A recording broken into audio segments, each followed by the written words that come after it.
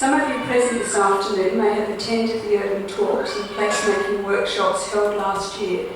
Perhaps alarm bells rang out when the first guest speaker, the Mayor of Canada Bay, Angelo Taricas, talked about how his council managed urban growth by building 3 24-storey high tower blocks.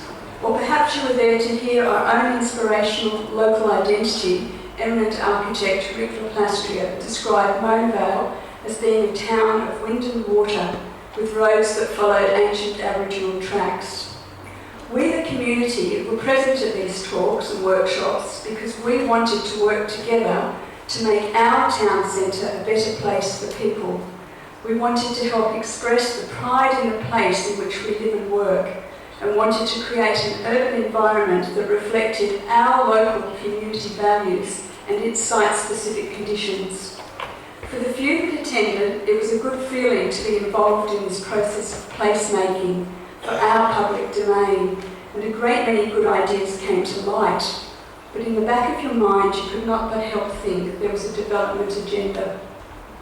Our community involvement has now been muddied by a place planning process that we were largely not included in. We have before us a plan that has a complete disconnect to the workshops held, a draft plan that really challenges what our ideas for Mona Vale were. Did we really say that we wanted 6-storey buildings? No. No. Never. Did we really say that we wanted a nighttime economy like Manly? No. No, we did not.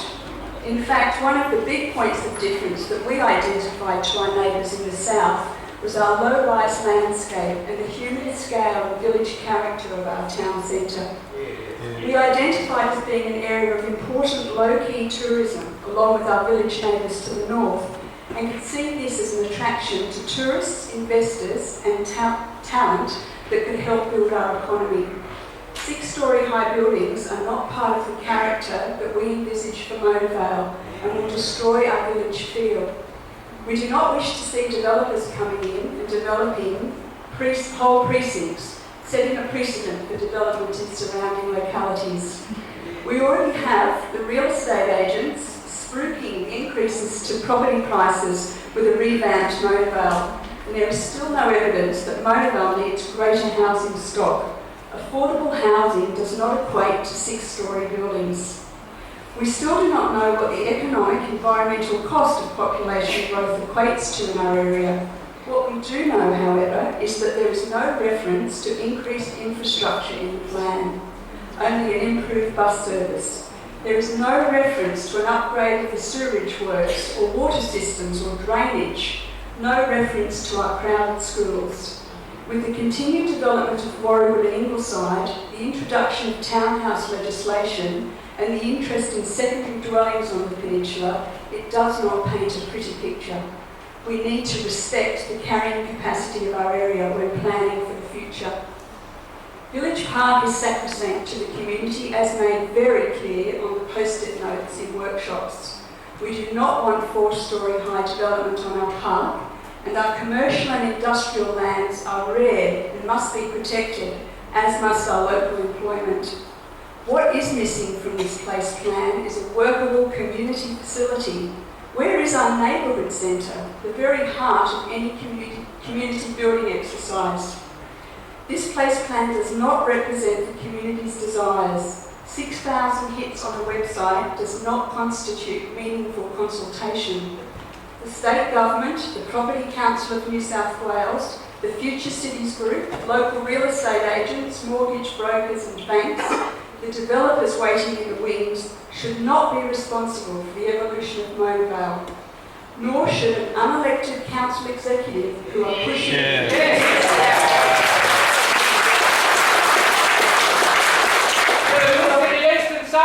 who are pushing for densification and changes to our LEP. Our association objects to the draft Mona Vale Place Plan on the grounds that it would result in the overdevelopment of Mona Vale Village, provide poor infrastructure and services, a loss of sense of place and urban character, and cause business stress.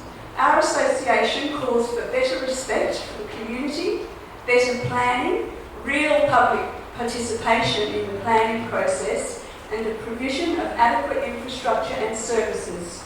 We are not Dee Why, we are not Manly, we are not French's Forest, we are Mona Vale.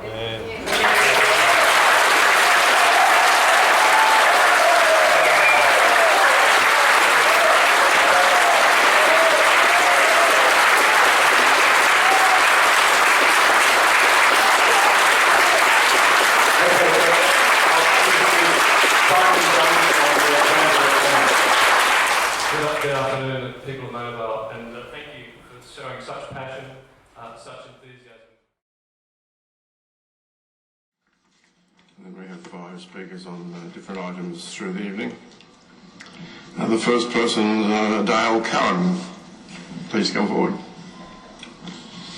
Thank you very much. You weren't able to be here for the Mona Vale Place Plan discussion last Saturday week? I was not. I'm sorry you missed it. I was a member of the Pittwater Council initiative called Enliven Pittwater. I am now a member of the Strategic Reference Group for Placemaking. Through Council, I was a participant in the Future Cities initiative run by the New South Wales State Government, the University of Sydney and the United States Studies Centre. As a self-funded participant, I joined the Council delegation on a study tour of the United States. Misrepresentation of the facts in this debate is bordering on hysteria. Claims that the only one person out of 1,300 wanted change in density is a misrepresentation of community views. There were 1,300 comments, not 1,300 people. I know because I submitted at least 50 or 3% of those comments. Those opposed to the Place Plan were also opposed to that process. They operate under the umbrella group Pittwater Forever, a name that openly challenges the legitimacy of this council. There is far too much emotion in this debate and not enough fact. Thank you. Are there any questions? Thank you very much, Dale. That was excellent. It's a shame you weren't able to attend the meeting, although you might not have been safe. I think, as Mark would attest, I'm pretty used to getting up in front of 3 or 4 angry old people. So I seem to do it often.